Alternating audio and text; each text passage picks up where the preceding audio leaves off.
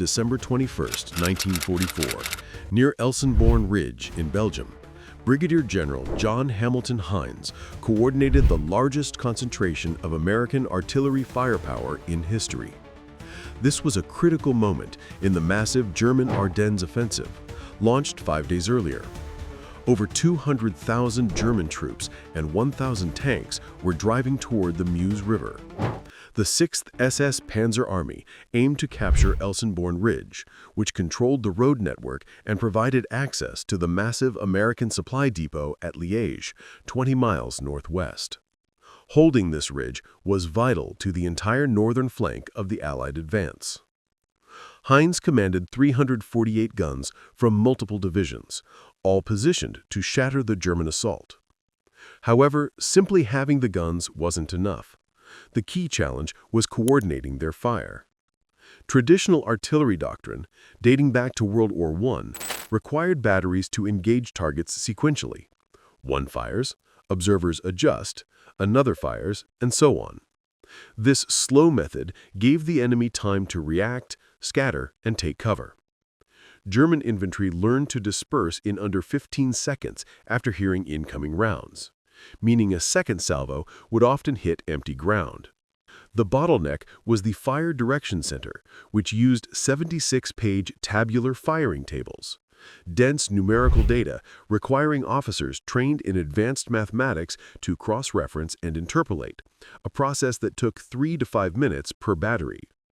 In combat, 3 minutes was the difference between life and death, or a successful mission and failure. The solution to this problem came not from a massive research program, but from a frustrated National Guard officer named Abbott Harrington Burns. Burns, an engineer with construction experience, was training at Fort Sill, Oklahoma, the home of the U.S. Army Field Artillery School. He quickly recognized that the tabular system was painfully slow. The problem wasn't the ballistics, which were sound, but the slow process of accessing the data. Burns realized that a mechanical device, like an adapted slide rule, could perform the recurring calculations faster than manual methods.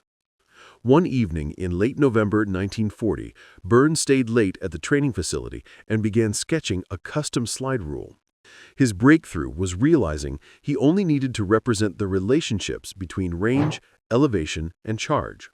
By creating aligned scales for range and elevation, a cursor could be set to a range and the corresponding elevation read directly, eliminating the need for table searching. He refined the design, adding scales for fuse settings and drift corrections. Burns built a crude prototype from a strip of wood and glued-on paper scales. The result was a perfect match to the tables, but took only about 20 seconds instead of 3 minutes. Most officers were uninterested in the homemade contraption, but Major George V. Kaiser, an experienced instructor, immediately saw its potential to revolutionize artillery operations. Kaiser convinced a skeptical Burns to stay at Fort Sill and develop what they called the Graphical Firing Table into a production device. The device could reduce calculation time from 3 to 5 minutes down to under 30 seconds. This speed enabled fire direction centers to coordinate multiple batteries to fire simultaneously. This technical innovation was combined with a tactical one, called time on target. Time on target meant coordinating multiple batteries so that all shells, regardless of the distance the firing battery was from the target, arrived at the same instant, typically within a 3-second window. The effect was devastating. No warning, no time to take cover, maximum casualties inflicted in the first seconds. Traditional methods were too slow for this precise coordination, but the graphical firing table provided the required calculation speed. The graphical firing table was elegant in its simplicity, a 10-inch wooden ruler with scales and a sliding cursor. By mid-1944, thousands were manufactured and distributed. On December 16, 1944, the German assault began against the inexperienced 99th Infantry Division.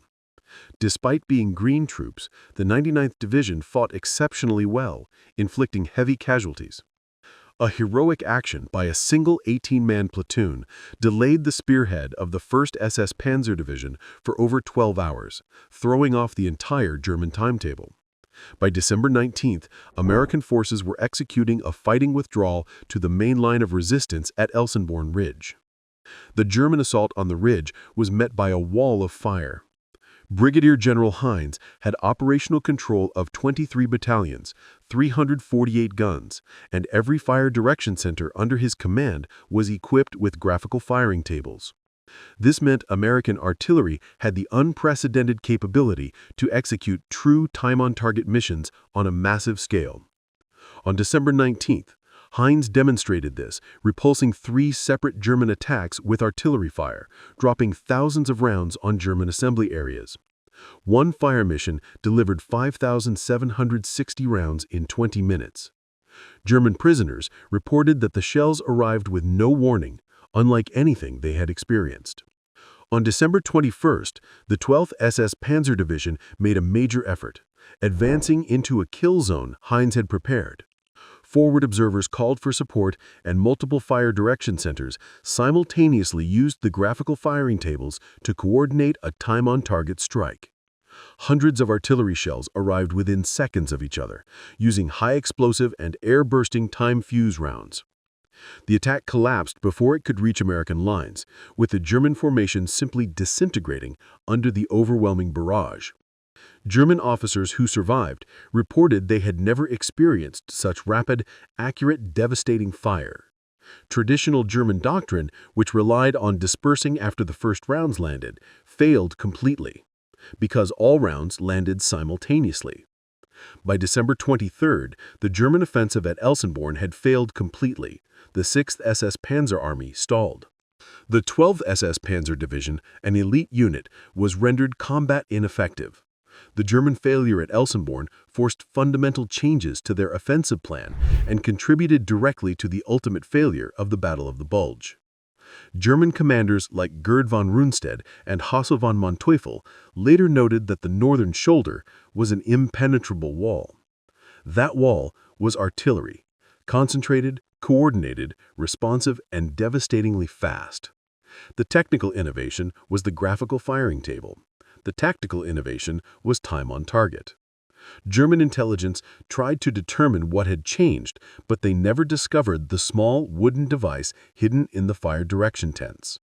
The graphical firing table provided a calculation speed advantage of 20 times over traditional methods. This speed enabled the time-on-target technique, which changed the nature of artillery warfare by delivering all firepower in a single devastating instant. The psychological impact on German soldiers was enormous, as they were hit by a wall of explosions with no warning. The coordination Hines pioneered became standard doctrine, and American artillery consistently outperformed German artillery throughout the rest of the war due to this speed advantage. Forward observers could call fire, and fire direction centers could calculate data in seconds, delivering time-on-target strikes that negated Japanese tactical advantages in the Pacific as well. The graphical firing table remained standard equipment until the age of computers in the 1970s and 80s. The simple principle that faster calculation enables faster response and creates a tactical advantage became foundational to modern military thinking. Abbott Harrington Burns never received official public recognition for his invention, which the Army attributed to the Field Artillery School.